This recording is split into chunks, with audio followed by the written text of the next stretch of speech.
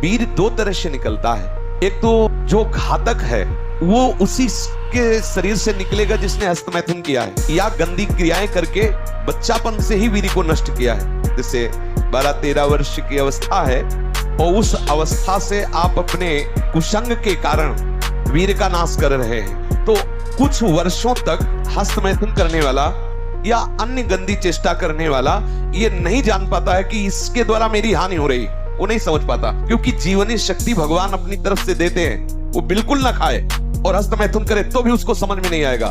कुछ समय के बाद जब उसकी स्थायी जीवनी शक्ति से क्षीण होना प्रारंभ हो जाएगा, तब उसे वो लक्षण जो हस्तमैथुन करने से नाश ऐसे उस प्रसंग में बताया गया, वो लक्षण उसके जीवन में उत्पन्न होने लगते हैं। अब यदि वो किसी संग के प्रभाव से हस्तमैथुन बंद कर देता है तो उसका वीरपात होगा। अगर वो 3 दिन में वीरपात करता रहा है तो 3 दिन में वीरपात होगा, पक्का होगा, क्योंकि उसका अभ्यास बन गया है। 2 तरह का ये वीरपात माना जाता है। एक, जैसे आप ठीक दिनचर्या से चल रहे हैं, आपका खान पान संयम सब ठीक।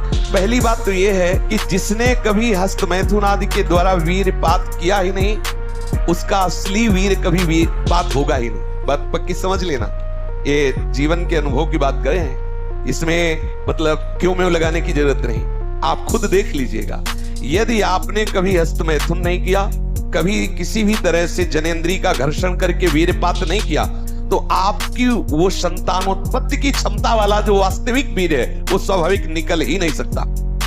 यदि आपने मार्ग दे दिया है, फिर उसके निकलने का मार्ग हो गया है। एक होता है कि आप सो रहे हैं और आपको बिल्कुल पता नहीं, बिल्कुल कोई काम का संकल्प नहीं, कोई क्रीड़ा नहीं, और आप जगे, आपको ऐसा लगा कि वीरपात हो गया, वो दोष नहीं है। जैसे जब हम गुड़ बनाते हैं तो उसमें गंदा फेन निकलता है ऊपर, पतोई कहते हैं गांव में।